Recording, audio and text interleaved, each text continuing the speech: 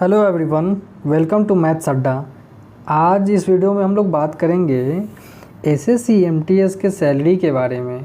जो एक सिटी में जिसकी जॉब अगर लगे तो एक सिटी में उसके सैलरी कितनी बनेगी, तो आज हम उसके बारे में कुछ डिस्कस करेंगे। तो अगर आप इस चैनल पर भी नहीं हैं तो प्लीज़ हमारे मैथ्स अड्डा को सब्सक्राइब कीजिए और हमारे इस वीडियो को लाइक कीजिए और अपने फ्रेंड्स के साथ इसे शेयर भी करें। ठीक है, तो चलिए आज हम लोग एसएससी एमटीएस के सैलरी के एक सिटी में जिसकी पोस्टिंग होगी उसके सैलरी के बारे में हम खुद डिस्कस करेंगे। ठीक है, ये मेरे एक फ्रेंड का एक क्या सैलरी स्लिप है जो आप यहाँ पे देख सकते हैं। क्या जो सीएजी में है, जो office of controller general audit two Maharashtra branch office Mumbai. ठीक है, जो मुंबई में सीएजी में पोस्टेड है। ठीक है, तो जिसका नाम मैंने यहाँ पे हाइड कर रखा है, अभी देख लीजिए यहाँ पे। जैसे मल्टीटास्किंग स्टाफ क्या पे लेवल 1 होता है। जैसे कि अगर आप ज्वाइन करेंगे, ये एसएससी एमटीएस की जॉब पे लेवल 1 की जॉब होती है। ठीक है, तो यहाँ पे आप देख सकते हैं ये जो बेसिक पे है, मतलब ये 2016 में जो वैकेंसी आई थी उसमें इसकी जॉब लगी थी। तो अभी तक उन लोगों का 2 इंक्रीमेंट लग चुका है। जैसे कि अगर आप जाएंगे शुरू में तो आपका बेसिक होगा करीब 18,000। नेक्स्ट बेसिक लगता है जो साल में एक बार आपका बेसिक में 3% का क्या होता है ना कि इंक्रीमेंट होता है। ठीक है, तो शुरू में आप जाएंगे तो आपका क्या होगा ना कि आपका 18,000 आपका बेसिक पे होगा। पे ग्रेड पे 1800 होता है, लेकिन उसका बेसिक पे का जो सैलरी बनता है 18,000, फिर 18,500 होता है, फिर 19,100। यानी 2 इंक्रीमेंट लगने के बाद यहाँ पे इसका क्या है 19,100 है, देख सकते हैं आप जो। ठीक है, तो वैसे ही है। तो ये यहाँ पे आपका बेसिक हो जाएगा। ठीक, तो जैसे आप जाएंगे अगर ज्वाइनिंग करेंगे तो आपको यहाँ पे शुरू में जो ये ऑफिशिएटिंग पे है, जो यहाँ पे आप दिख रहा है 19,100 जो आपको दिख रहा है, आपका यहाँ पे होगा क्या होगा 18,000 होगा। क्यों? क्योंकि आप ज्वाइन करेंगे तो 1800 ग्रेड पे का पहले बार में 18,000 ही सैलरी मिलती है। उसके बाद जो है आपका यहाँ पे डीए आपका बेसिक का जो बेसिक 18,000 होगा। ठीक है, बेसिक 18,000 का आपको 17% दिया जाएगा। ठीक, जो कि मैंने यहाँ पे सब कुछ आगे ये देखिए आप लिख दिए हैं आपके लिए यहाँ पे कि ऑफिशिएटिंग। जैसे कि बेसिक पे अगर आप पहले ज्वाइन करेंगे तो आपको क्या होगा 18,000 सैलरी मिलेगा। ठीक है, जिस पे आप 17% क्या होता है आपको डीए मिलेगा बेसिक पे। तो 18,000 का 17% आपको क्या हो जाएगा 3,060 रुपये हो जाएंगे। ठीक है, चलिए इसमें देख लेंगे। तो इन लोगों का थोड़ा 3247 इसलिए ज़्यादा है क्योंकि ये लोग का 2 लोग सब कुछ डिपेंड करता है आपके बेसिक पे पे। ठीक है, यहाँ पे बेसिक पे ज़्यादा है तो उसी पे सारा ये है ना कि आगे ये सैलरी बनता है। ठीक है, तो यहाँ पे आप देख सकते हैं जैसे कि यहाँ पे ऑफिशियली यानी बेसिक क्या है 19,100 है। उसके बाद उस पर डीए पर क्या 17% मिलता है बेसिक पे। फिर आपको एचआरए जैसे कि house rent allowance, DA for क्या बोलते हैं डियरनेस अलाउंस यानी महंगाई भत्ता उसे बोलते हैं। एचआरए यानी होम रेंट अलाउंस बोलते हैं या हाउसिंग रेंट अलाउंस। ये जो होता है आपको जैसे कि जो बेसिक पे है दिया है ना, यहाँ पे जो बेसिक पे आपको दिया हुआ है इसका एक सिटी में आपको 24%। ठीक है, वाई सिटी में आपको मिलता है बेसिक का 16% और जेड सिटी में आपको बेसिक का मिलता है 8%।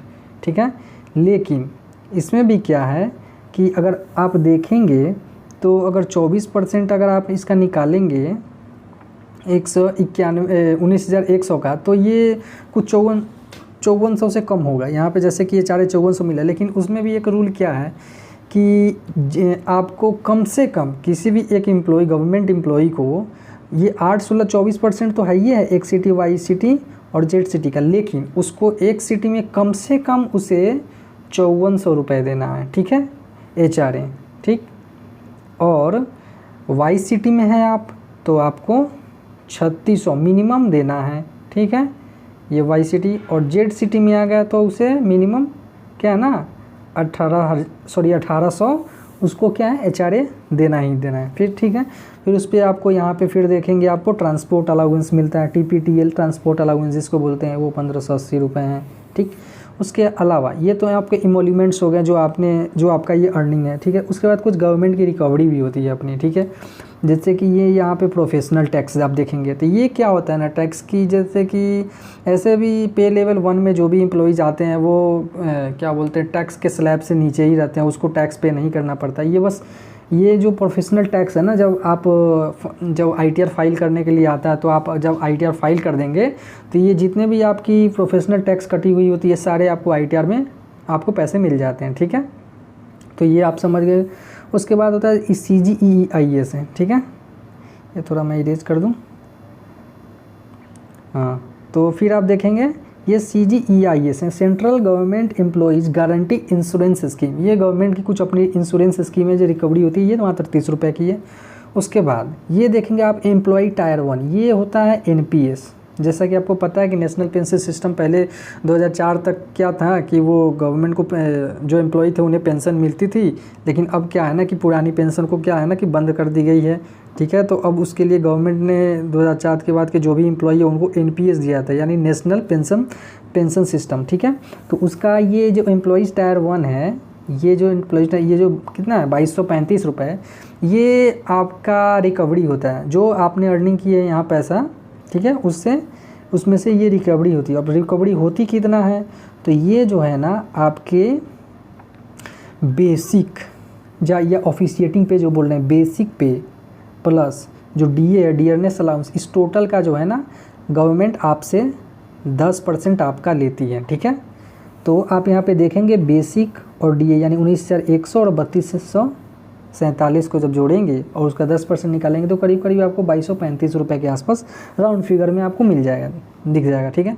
उसके अलावा भी क्या करता है ना कि जब इतना तो आपका पैसा कट गया 2235 रुपये, उसके अलावा गवर्नमेंट क्या करती है कि जो आपका बेसिक और DA है उसको जोड़ के, ठीक है, उसका गवर्नमेंट देती है कितना, उसका आपको यहाँ लिख देते हैं हम, गवर्नमेंट जो है ना उसका 14% देती है, ठीक है। जो बेसिक DA आप जोड़ेंगे यहाँ पे 19,100 और 32,147 को ऐड करेंगे और उसका जब 14% जो निकालेंगे तो उससे राउंड फिगर में जो भी पैसा आएगा गवर्नमेंट उतना कंट्रीब्यूशन देगा। तो यानी 2235 रुपये और 19,100 प्लस 32,147 कितना हो जाएगा, जोड़ेंगे तो आप 7 4 2 1 3 9 3 12 1 1 2, इतना इसका क्या है 14%, ठीक है।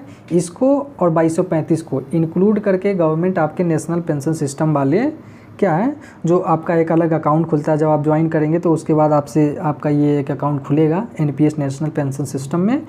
तो वहाँ पे जो है ना आपके पैसे मतलब हर महीने जमा होते जाएंगे, जितना भी हो। तो 2235 और प्लस बेसिक प्लस DA का 14% जो गवर्नमेंट देगी, ठीक है। तो ये आपके अकाउंट में क्या है ना कि ये हर महीने क्या हो कि ऐड हो जाएगा पैसे, ठीक है। उसके आगे देखेंगे, ये समझ गए एम्प्लॉयज टायर 1 NPS का, ठीक है। उसके बाद आप देखेंगे ये आपको देखेंगे CGHS central government health scheme, ठीक है। ये जो है ना कि ये सभी जगह पे नहीं होता है, मतलब कुछ जगह होते हैं जहाँ पे जिस ऑफिस जो CGHS के अंदर में आता है उसमें क्या होता है ना कि आपको हर महीने 250 रुपये कटवाने पड़ते हैं। आप नहीं भी कटवा सकते हैं, लेकिन अगर कटवाते हैं पैसे ये तो आपको बहुत ज़्यादा फ़ायदा मिलता है। इसमें क्या है कि CGHS जो भी क्या बोलते हैं जो भी हॉस्पिटल्स होंगे आप वहाँ पे जाएंगे तो आपका ट्रीटमेंट जो है ना फ्री में किया जाएगा और आपके जो भी डिपेंडेंट में आपका नाम दिए होंगे सारे लोगों का इलाज क्या होना ट्रीटमेंट फ्री में होंगे। इसलिए ये 250 रुपये CGHS, ऐसे CGHS हर जगह नहीं होता है, ठीक है। और ये नॉन गवर्नमेंट क्या रिकवरी चाहिए, ये इनका कुछ अपना है, जैसे कि ये अपना क्या है ना कि कुछ अगर EMI लोन वगैरह लिए होंगे तो नहीं ये कोऑपरेटिव बैंक आती है। जैसे कि क्या होता है ना कि हर ऑफिस में कुछ होते हैं, जैसे कि जहाँ पे अगर आप पैसा कुछ जमा करते हैं तो वो क्या होता है ना कि वो सारे लोग मतलब अगर वहाँ पे आप कंट्रीब्यूशन देते हैं, ठीक है, तो क्या होता है कि आप वहाँ से पैसे मतलब लोन के तौर पे वहाँ से भी ले सकते हैं, जिसमें आपको बहुत ही कम इंटरेस्ट देकर वहाँ से आपको लोन मिल जाता है।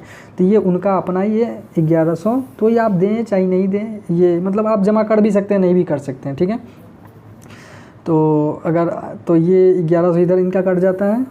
और यहाँ पे देखेंगे लिटरेरी एंड रिक्रिएशन क्लब, ठीक है, ये क्या है 25 रुपये। ये जैसे कि आप थोड़ा स्पोर्ट्स वगैरह का कुछ सामान होता है, जैसे कि हर ऑफिस में कहीं ना कहीं कुछ जैसे कि टेबल टेनिस वगैरह हो गया, कुछ वगैरह जो गेम्स खेलने के मतलब के लिए जो भी होते हैं उसके लिए थोड़ा ये पैसे कटते हैं, ठीक है। तो ये आपका 25 रुपये ये भी कटता है, ठीक है। तो ये 25 रुपये तो कंपलसरी है, 1100 आप डालें या नहीं डालें तो यहाँ पे आप कर सकते हैं क्या, एक सेकंड मैं ये इसको इरेज कर दूँ।